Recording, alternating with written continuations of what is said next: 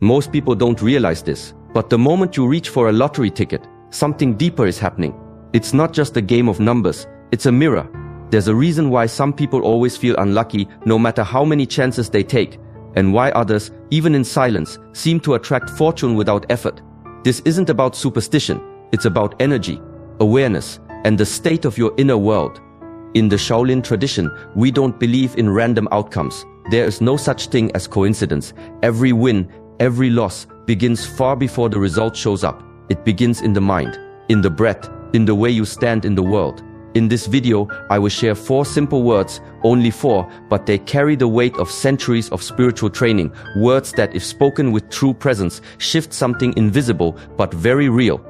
You will also learn why most people push blessings away without realizing it, how ancient monks viewed fortune and fate, and why a calm-centered person can receive more from life than someone running wildly after success. I will show you a practice so subtle that most overlook it. Yet this practice done in just a few seconds can turn even a small act, like buying a lottery ticket, into a moment of spiritual power. If you've ever wondered why things don't always respond to effort, or why some prayers go unanswered, stay with me. Because the truth is, life is always responding, just not to your words, but to your state. Welcome to the Shaolin Soulfire.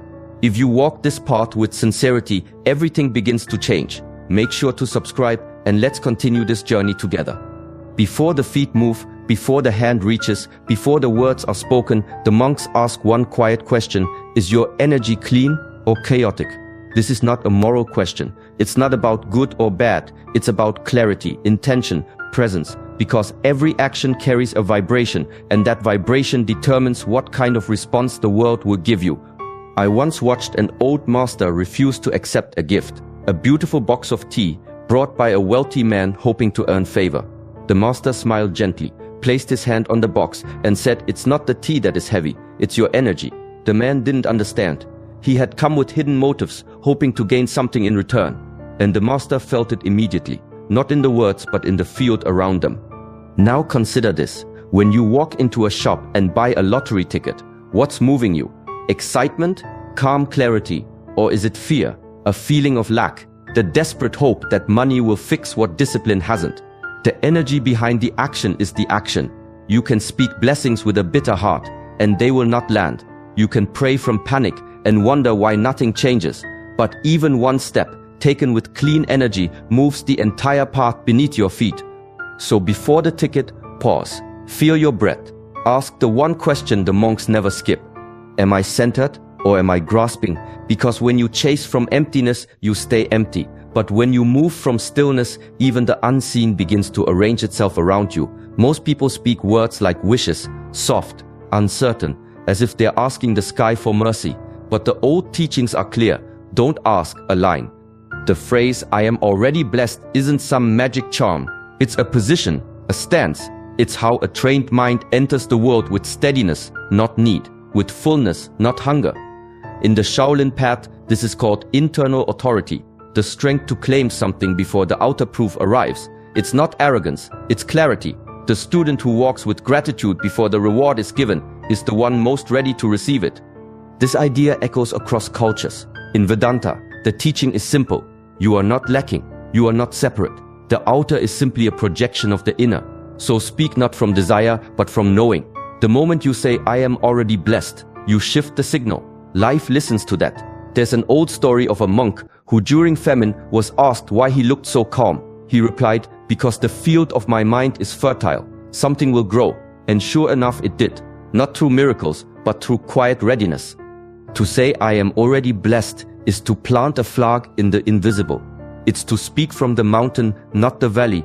And that changes everything. You stop chasing, you start attracting. Not because the world owes you, but because you've become the kind of person who can hold what's coming.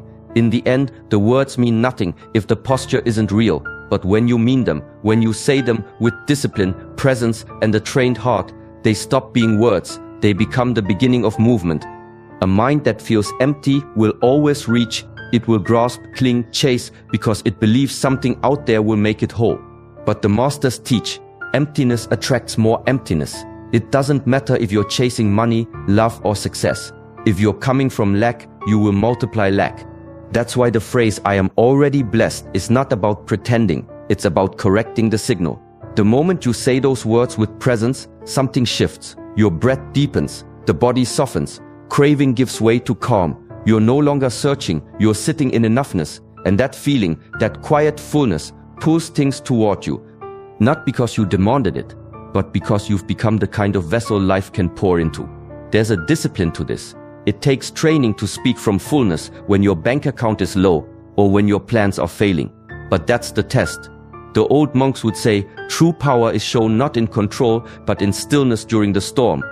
They trained their students to fast, not just from food, but from desperation, to sit without reaching, to walk without asking, and in that state, blessings began to arrive, not because they begged, but because they became. A beggar sends out the signal. I do not have. A magnet sends out, I am already complete. And the world, ever responsive, always answers accordingly. So when you say, I am already blessed, say it like a master. Say it like the truth you forgot. But now remember, let the words not rise from your lips, but from your center. Then walk without hunger, move without chasing, and watch what finds its way to you.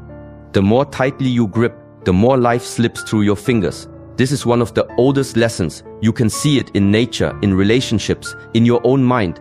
Chase a bird and it flies. Sit still and it may land beside you. Eastern masters understood this deeply. They watched how craving creates tension, how desire, when laced with fear, builds resistance, not just in the mind, but in the field around you. What you pursue with desperation begins to avoid you like water pulled back from a grasping hand. That's why the discipline of non-chasing is so powerful. It's not passivity, it's precision.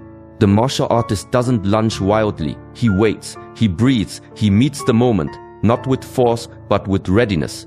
That same principle applies to fortune, to love, to opportunity. Move with calm expectation, and the world reads your stillness as strength.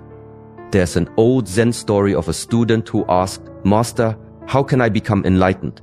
The master replied, stop chasing, it will come when your mind is quiet enough to receive it. Still water reflects clearly, but a disturbed surface distorts everything. So the question becomes, can you remain centered even when you want something deeply? Can you train your nervous system to stay soft while your vision remains sharp? That is true mastery, not denial of desire, but liberation from its grip.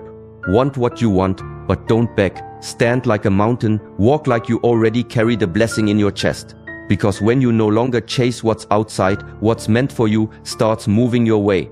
And not in chaos, but in silence and with grace. In Shaolin, money isn't seen as evil, nor is it worshipped. It's simply chi, life force in a material form, a neutral energy shaped by the hands that hold it. And like all energy, it follows balance, harmony, integrity. If a vessel is cracked, water leaks. If a person is scattered, unstable, full of hidden fear or greed, money becomes a curse, not a gift. It sharpens the imbalance. What was hidden becomes visible. What was small grows loud. This is why the monks don't ask, how can I get more? They ask, am I ready to hold more? There's a story of a student who prayed daily for wealth. One morning, the master finally gave him a coin, just one. The student looked disappointed. Why only this, he asked. Before anything sacred begins in the temple, there is no sound, no movement, only breath. The monks don't rush into prayer. They arrive, they settle, they sit in stillness until their inner world stops shaking. Because in the ancient ways, stillness is not emptiness, it's readiness. It means your mind is no longer scattered, your energy is gathered, and your presence is enough. This is why, before even the smallest ritual offering incense, pouring tea, bowing at the altar, there's a pause, a moment of grounding, not for the gods, but for the self. If you can't sit still with yourself, how will you sit with wealth, with responsibility, with change? Movement isn't always power. Often it's just escape. Stillness, on the other hand, is a kind of declaration. It says, I trust life. I trust myself. I don't need to force or grasp. That's why the masters don't shout their prayers. They breathe them. There's a saying in Chan Buddhism, when the water is clear, you can see the moon. But if the surface is agitated, the reflection breaks. It's not the moon's fault. It's the motion that distorts the view. So when you feel the urge to rush, to chase, to fix, stop, sit, breathe, let silence do the clearing. Because true power doesn't arrive through effort. It comes through alignment, through deep, undisturbed presence, and the one who can be still, even in uncertainty, becomes like the mountain, unmoved, steady, and open to everything the sky is ready to give. Saying I am already blessed isn't just a declaration, it's a surrender, a soft but powerful letting go. In that moment, you're not reaching for the outcome, you're stepping back from it, releasing your grip, and that release creates space for life to move, for energy to shift, for the blessing to find its way without being chased. This is the paradox the ancient masters understood well. The more you cling, the more it slips away. But when you stop needing, when you no longer believe your peace depends on getting it, that's when things begin to arrive. There's a quiet strength in those who can walk without begging. You'll see it in the monk sweeping the floor without complaint, in the farmer who plants his seeds, then waits for the rain without anxiety. They act with full presence but without attachment. They know the outcome isn't theirs to control. One master once said, "True prayer ends in silence, not in repeated demands, but in trust." After the words are spoken, after the breath is taken, there is only the waiting and the knowing that you've already aligned yourself. When you say, "I am already blessed," you are stepping into the present moment fully, no longer bargaining with the future, no longer convincing yourself that you're lacking. It's not a spell, it's a shift from tightness to ease, from chasing to allowing. And strangely, beautifully, that's when doors open, not because you forced them, but because you stopped standing in the way. Let the words rise from stillness. Say them once like you mean them, then release the outcome like a leaf floating down a stream. The less you need it, the more freely it comes. The moment your fingers touch the ticket, pause. Not for luck, but for awareness. Because it's never about the numbers. Those are just symbols. The real practice lies in what the moment reveals about you. Do you feel a spike of hope, a wave of anxiety, a silent voice whispering, "Maybe this will save me"? That's where the work begins. Not after the draw, but in the stillness before. The Shaolin path isn't about grand gestures or dramatic enlightenment. It's about precision in small moments, choosing presence over reaction, breath over impulse. Every action is a mirror, especially the quiet ones. Buying a ticket seems small, forgettable, but your energy in that moment speaks volumes. Are you acting from trust or from lack, from inner fullness or craving? One master used to give his students a single coin each morning, not to spend, but to observe. What did the coin awaken in them? Greed, gratitude, planning, worry. He would say, "This coin is not for food, it's for insight." That's the way of training, using everyday moments as the dojo. Nothing is separate from practice. So when you engage with chance, whether it's a lottery ticket, a risky decision, or a silent hope, watch your inner posture. Don't judge it, just see it. Because mastery begins with seeing clearly, with not flinching from what rises, with letting the moment show you where you're still clinging. In the end, the numbers may never align, but if the mind does, you've already won something far more rare. The world responds to the way you hold yourself in small, unseen seconds. That's where energy shifts. That's where power begins to build. So in the end, it's not about the lottery. It's not about luck or chance or numbers drawn from a machine. It's about the energy you bring to a single moment. Those 4 words, "I am already blessed," are not just something you say. They are something you become. A ritual of stillness, a way of stepping into alignment before the world responds.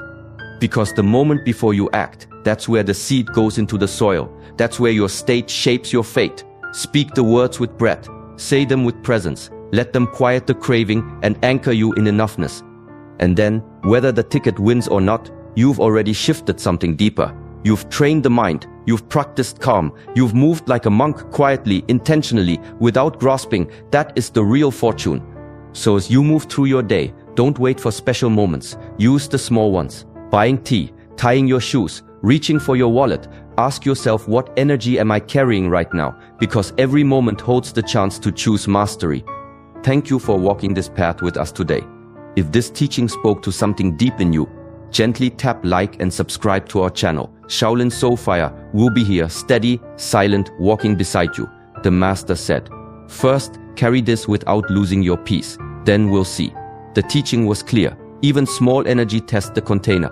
A strong system, a calm mind, a steady breath, a clean heart can hold wealth without being shaken. It won't panic when gains come. It won't collapse when they go. It remains centered because it understands money is not security.